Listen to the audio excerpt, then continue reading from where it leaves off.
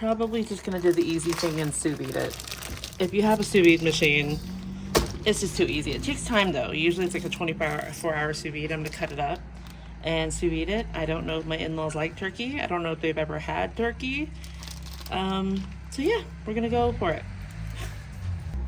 My family hates turkey, which is actually why I started doing a big Friendsgiving, because my family does not like any of the traditional American Thanksgiving foods, and I do. So I don't eat them all the time. I love stuffing, but I can make it any time, but I only make it at Thanksgiving. So that is something I'll probably still do, because I can't imagine Thanksgiving without stuffing.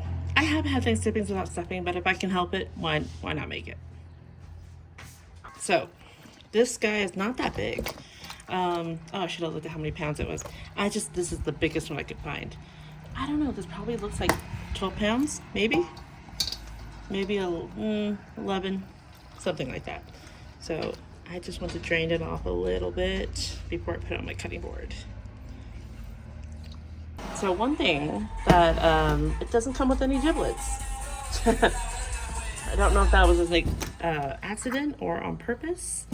I've definitely had chickens where some had giblets and some didn't, right? Sometimes they just don't know if anyone cares, I guess. All right, I'll do this airline, so that means I'm just gonna cut off this part.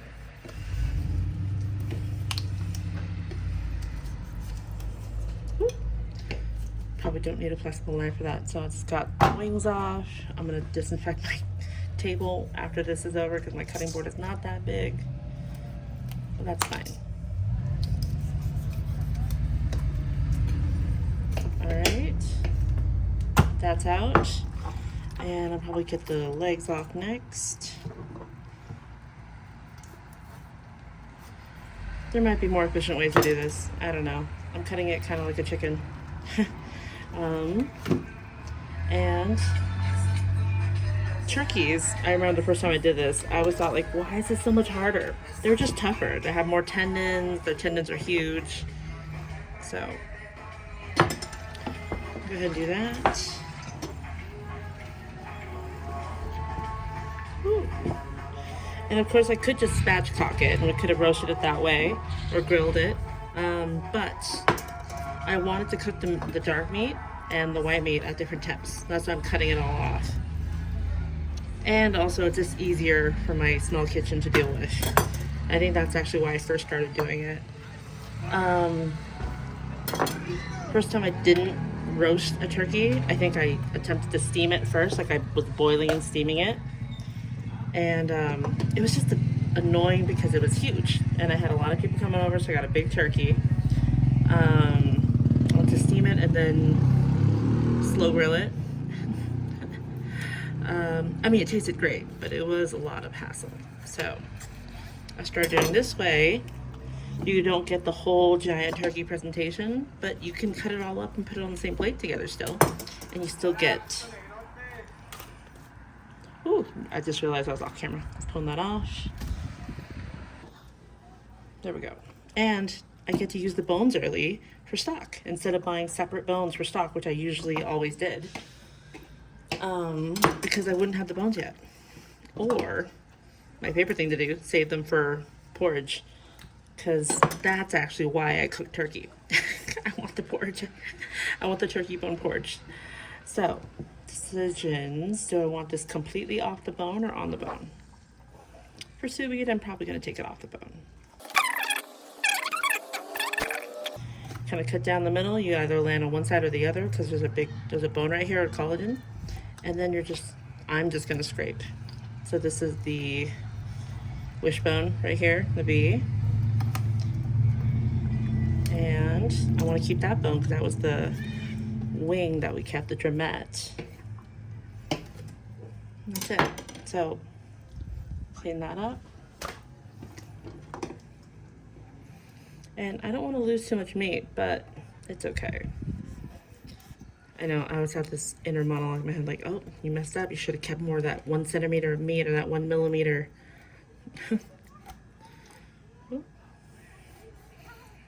And if it was a restaurant, it would matter. But for home, I cut a turkey once a year.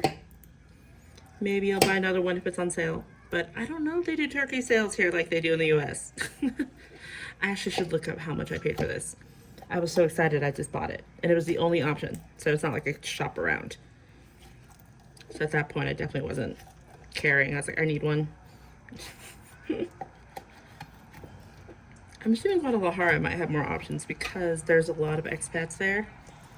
But in Tepa, not so much. There are people that visit, you know, like a lot of people have families, just like my husband. Their family is from here, and so they're in America and they visit for the holidays. So imagine they might be buying the turkeys with me. I was tempted to buy the smoked one to see what that tastes like. But sometimes if it's a commercial product, it could be really good or really salty and processed. So I'm gonna let gravity help me out here.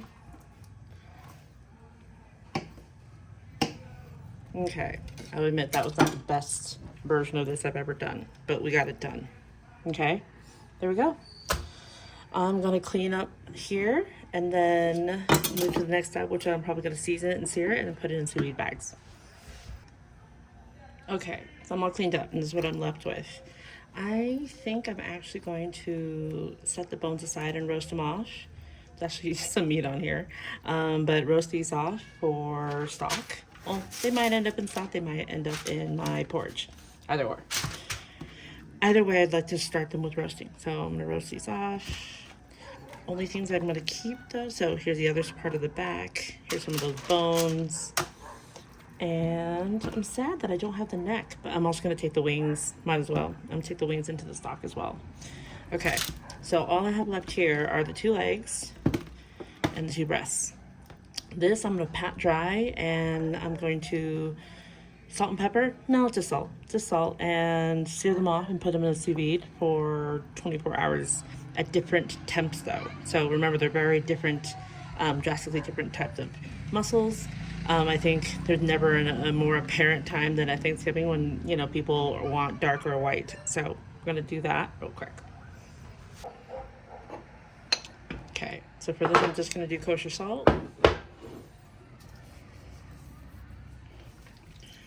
The roly. I think another great thing about the sous vide is that I don't have to dry brine or wet brine. I do love a good brined chicken, roasted chicken, but I just don't have the capacity for that in this kitchen. I never do, I feel like. I say this every year, so maybe it's just me. But it's one of the glories of this because I could load up my fridge with all the sides, desserts, pies, and still have this amazing, juicy, traditional turkey without needing all the fridge space.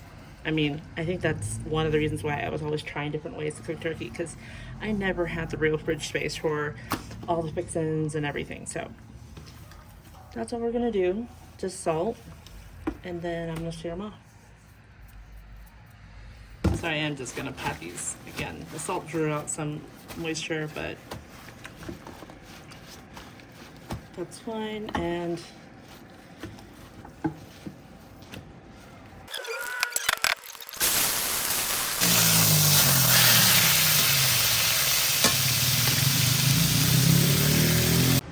all right, so these are browned off nicely, golden, and I'm gonna get ready to bag them. I'm gonna cut up to some basic stuff like onions and garlic.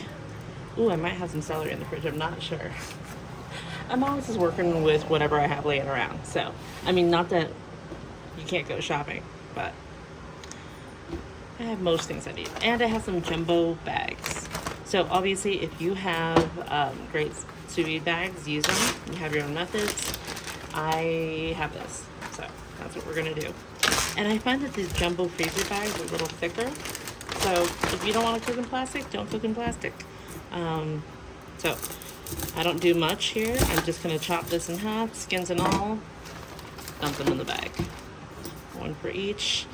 I'm not sure if I need 3 bags or not. I don't know. I think I'm gonna do both the legs together and both the breasts together, but we'll see if they fit. If not, I have a few more bags. So I don't even know what I'm chopping off the end. I honestly will use the whole onion. We're not gonna see this in the sauce or plate or anything, right? This is purely for flavor. in the bag while it's cooking. If I had some leek tops, I love using those as just scraps anyway. I save those in a separate bag and I toss them into all my soup stocks and braises. So yeah, we'll do that. And we're keeping it simple today. So maybe the last thing I add is I have some freeze-dried thyme with me.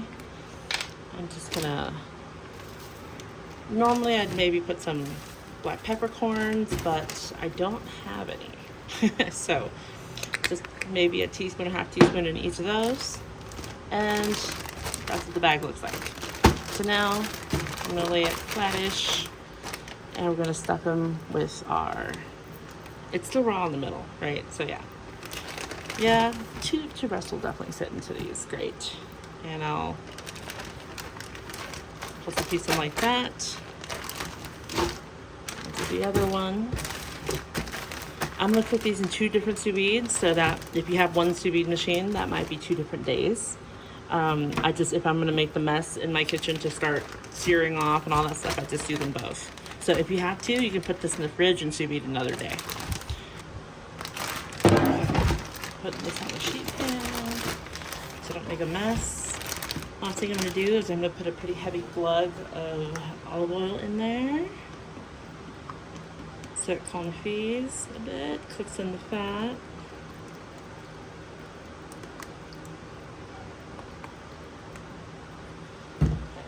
And if you're not obsessed with butter, which most of us are, you can use this oil later to make a gravy with it for your roux.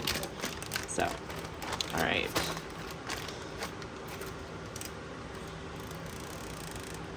I'm leaving a crack open so I could do the displacement method.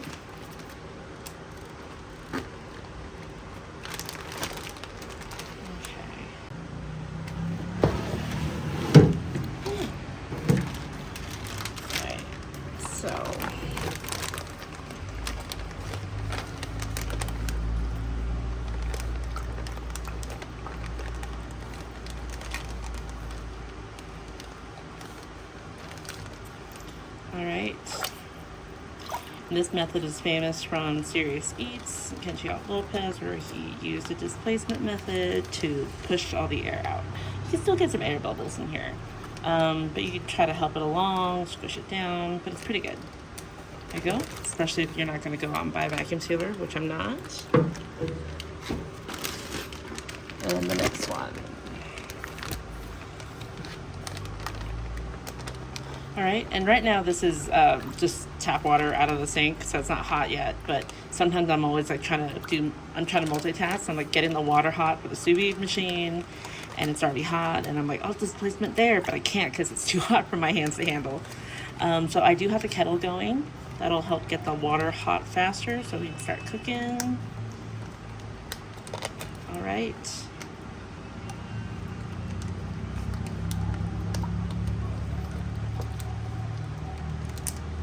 There we go.